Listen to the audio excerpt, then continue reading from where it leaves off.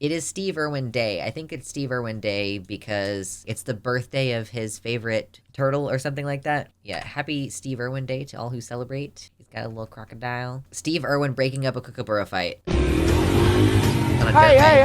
what's going on here? What are you doing? Now stop it. You guys need to make up. You be friends now. He speaks that language. Okay, that's a lot better. He's got such Now you Samwise go over Gamgee there. energy. You come with me. Crikey. Day's work involves putting out fires, stopping fights, playing with the gators, crocodiles, koalas, kangaroos. Oh, come on, bike. The little eyebrows right at the end, they're just like, whoop. That's good stuff. Oh man, let's just appreciate and enjoy him for a while. So before we go too much further, I just want to say, hit the like button if you're enjoying the content. Consider subscribing and hitting the bell and maybe clicking all notifications to get notifications for the channel. Also consider checking out my brand new merch store, which just launched. There's going to be a link down in the description. And you can also check out my Patreon, where there are some promo deals for patrons if you want to maybe get a deal on some of your merchandise. So thank you very much for watching the content. Hope you continue to enjoy. This was another good one, I guess. You know what? I never wanted to be a dad. I couldn't really give a rip. And now I am the proudest father, I gotta tell you. I thought you were gonna be a boy. His eyes are so big. I can't dwell on her for too long or I start bawling my eyes out. When I go into the field, mate, I got a photo. I got a photo of me and my daughter, and I can just sit there and just start crying, just looking at her. His little voice. He's such a sweet man. That's a good picture. The most passionate 34 seconds ever caught on camera. What good is a fast car, a flash house, and a gold-plated dunny to me? Absolutely no good at all. I've been put on this planet to protect wildlife and wilderness areas, which in essence is going to help humanity. I want to have the purest oceans. I want to be able to drink water straight out of that creek. I want to stop the ozone layer. I want to save the world. And you know, money's great. I can't get enough money. And you know what I'm going to do with it? I'm going to buy wilderness areas with it. Every single cent I get goes straight into conservation. And guess what, Charles? I don't give a rip whose money it is, mate. I'll use it and I'll spend it on buying land. Yeah, I'm so curious what the world would look like if Steve Irwin were still in it. What a fierce advocate he would have been. Like, he would be best friends with Greta Thunberg, I think. Like, you know what I mean? How different things could be. We are in the darkest timeline. I know. Maybe not the darkest, but certainly a dark timeline. Yeah, I agree. Hey, here's another one. Look at him. Man, he died so long ago, too. It's crazy how long ago it was. Happy Steve Irwin Day. That's his daughter, Bindi, I think. And yeah, he's feeding a gator with her in his hand. Here's Steve and his son, Robert. Yeah, Robert Irwin feeding the same crocodile named Murray at the same place 15 years apart. I like Robert. He's cool. Here's a good picture.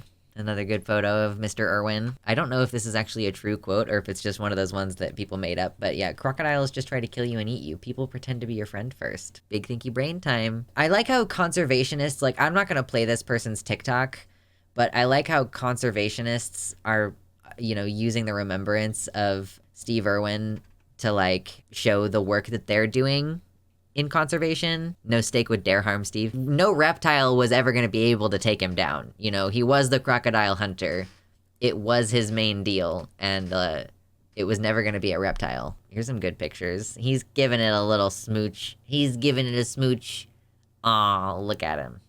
I really wish that he was going to live forever. That would have been great. Okay, what's this? If there's one thing that I, Steve Irwin, would want to be remembered for, it's be remembered for passion and enthusiasm. Conservation is my job, my whole persona. My life revolves around that. So do my friends, family. I mean, I think that is, like, yeah, we remember you for conservation and for your enthusiasm for animals. Like, that's 100% what he's remembered for. And he did. He surrounded all of him, like, all of his friends and family were conservationists. He married a conservationist, like... Colleagues, everyone I know is involved in conservation. And you know, I get this overwhelming feeling that I'm sharing my wildlife encounters with you. What a beautiful thing, and I never really thought that... Man, the original Sarah Poshel relationship, you know what I mean? ...was gonna happen. A lot of people say, why? Why did you touch that snake? Why did you catch that goanna? Oh If man, I would not put a bat. I don't know. Did you not know about bats and their immune systems or lack thereof? Get it off of you, please. Oh my god. It looks like maybe that's an indoor location. So maybe that's a bat that definitely doesn't have any horrendous diseases. Who is this Sarah Poschel? Oh, Hank Green posted a video recently about the idea that, like, we talk about the parasocial relationship a lot from your perspective. Like, we talk about what it means to be an audience member who has a parasocial relationship with a creator, but we don't often talk about it's also parasocial by definition in the sense that it is, like, adjacent to a social relationship. The way that I feel toward you guys, you're a conglomerate for the most part. I can interact with individuals of you, but for the most part, you're a conglomerate. Sarah Poschel is the term that Hank's brother John used in the phone call that they were on. And it's like, yeah, this idea that we also feel a kind of socially adjacent relationship toward our audiences. So I was saying he had mentioned he feels that he is sharing his love of conservation and his interactions with wild animals with the world. Like, it's not just that he's having these interactions with wild animals, he's sharing that with you. That is what the Sarah Poschel relationship is. It is being an individual who is not able, realistically, to connect on an individual basis with their audience, but who has a relationship with them on the whole. Like, I can meet an individual one of you. I could probably meet one of you in public, and I have before, and I meet you and you're an individual in that moment, and then you kind of go away and return to being just part of what I have now deemed the horde. It's interesting, just because it's just not spoken about very much, but whatever. We'll continue to appreciate Steve Irwin. Can't get animals into people's hearts. There'll be no conservation.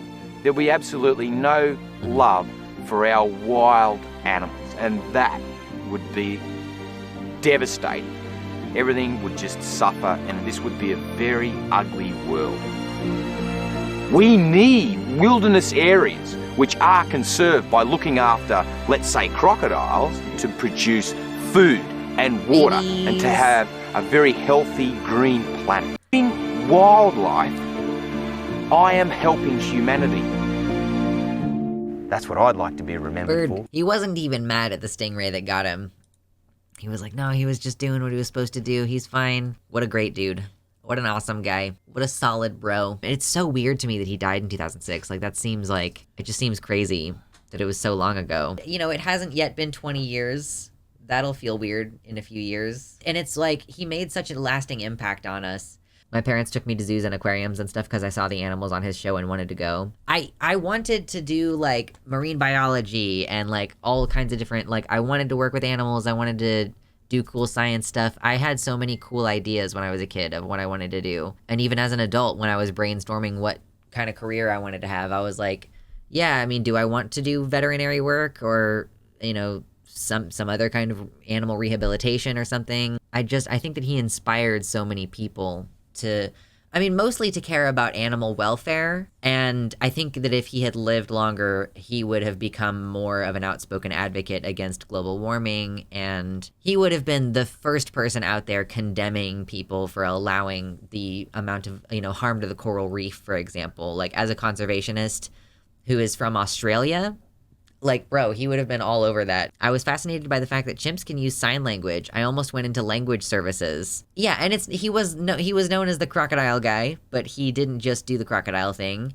He's sitting there, he's out there, like, grabbing snakes up and being a weird guy, like. Thank you so much to my patrons and potential future patrons. I especially want to shout out Tiago Nascimento, Mersh Rolvog, Michelle Frateroli, Amanda B., Wellington Marcus, Michelle Winter, Danielle McDonald, Suzanne Maynard, Spooky Heather Sylvia, Past Null Infinity, Jamie Jam, Nova, Elizabeth Bartell, Sojo, Sarah A., Kevin Young, Athiet, Desi Quiche, Liam Hodgson, and Mr. Atheist.